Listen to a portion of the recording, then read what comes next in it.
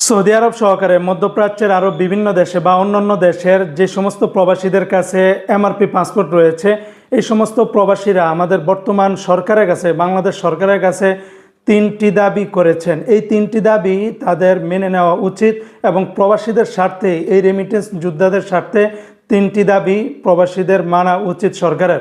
প্রথমত দাবি হলো, যে সমস্ত প্রবাসী ভাইদের কাছে এমআরপি পাসপোর্ট রয়েছে, যাদের ডকুমেন্টসের সমস্যার কারণে ই পাসপোর্ট করতে পারতেছে না, তাদের নাম্বার ওয়ান দাবি হচ্ছে যে ভাই, আমার এমআরপি পাসপোর্ট যেরকমটা রয়েছে ঠিক সেরকমভাবে আপনি ই পাসপোর্ট বানিয়ে দেন।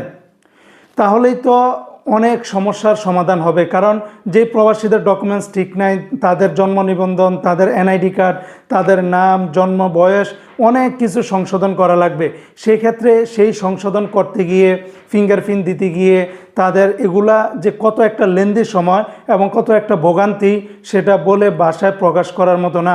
তাই প্রথমত দাবি হলো, যাদের সমস্যাগুলি রয়েছে, যাদের ই পাসপোর্ট করার সমস্যা রয়েছে, তাদের এমআরপি পাসপোর্ট যেরকম রয়েছে সেইভাবেই, সেই ডকুমেন্টসের উপর ভিত্তি করেই আপনারা ই পাসপোর্ট ওই সমস্ত প্রবাসীদেরকে করে দেন।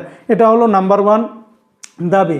2 নম্বর দাবি হলো যে যাদের বর্তমানে ই পাসপোর্ট রয়েছে, এটাকে রিনিউ করা বা এটার থেকে যারা ই পাসপোর্ট করবে, সেই সময়টার জন্য বর্তমান বাংলাদেশ সরকার একটা লম্বা একটা সুযোগ দেওয়া দরকার। কেননা ই পাসপোর্ট করতে গিয়ে অনেকের 1 বছর, 2 বছর, 3 বছর সময় লেগে যায়। আপনারা জানেন না যে বিদেশের বাড়িতে, বিশেষ করে মধ্যপ্রাচ্য, সৌদি আরব, অন্যান্য দেশে একটা ই পাসপোর্ট বানাতে গেলে মিনিমাম একটা প্রবাসীর মিনিমাম 5 থেকে 6 মাস, কারো 1 বছর, 2 বছর পর্যন্ত লেগে যায়।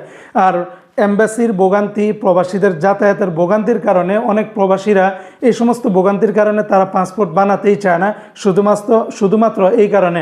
তাই প্রবাসীদের 2 নম্বর দাবিটা হচ্ছে, আপনারা এই যে এমআরপি পাসপোর্ট থেকে ই পাসপোর্টে আসা, এটার সময়টাকে আপনারা আরও বেশি পরিমাণে বাড়িয়ে দিন, যাতে করে ওই নির্দিষ্ট সময়ের ভিতরে প্রবাসীরা এই সুযোগটা কাজে লাগাতে পারে। আর 3 নম্বর প্রবাসীদের দাবি হচ্ছে, যাদের সব কিছু ঠিকঠাক আছে, যাদের জন্ম নিবন্ধন, এনআইডি কার্ড সব কিছু ঠিকঠাক আছে এবং যারা এমআরপি পাসপোর্ট থেকে ই পাসপোর্ট করবে, তাদের ডকুমেন্টসগুলা সত্যায়িত করার, তাদের ডকুমেন্টসগুলো তৈরি করার ক্ষেত্রে এটাকে খুব সহজতরভাবে আপনারা করে দেন।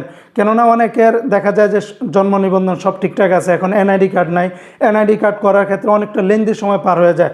অনেকে বিদেশে সেটার সিস্টেম না থাকার কারণে বাংলাদেশে আসতে হয়। যদিও মধ্যপ্রাচ্যের কয়েকটা দেশের ভিতরে চালু হয়েছে প্রবাসীদের এনআইডি কার্ড কার্যক্রম, তারপরও সময়টা অনেকটা লেগে যায়। সেই সময়টা যেন কম লাগে, সেজন্য এই সমস্ত প্রবাসীদের ক্ষেত্রে বিশেষ আপনারা নজর দিবেন।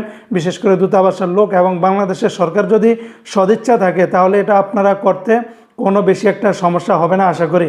তাই এই লাখ লাখ প্রবাসীদের দিকে তাকিয়ে, এই সমস্ত রেমিটেন্স যোদ্ধাদের দিকে তাকিয়ে আপনারা প্রবাসীদের এই 3টা দাবি মেনে নেন।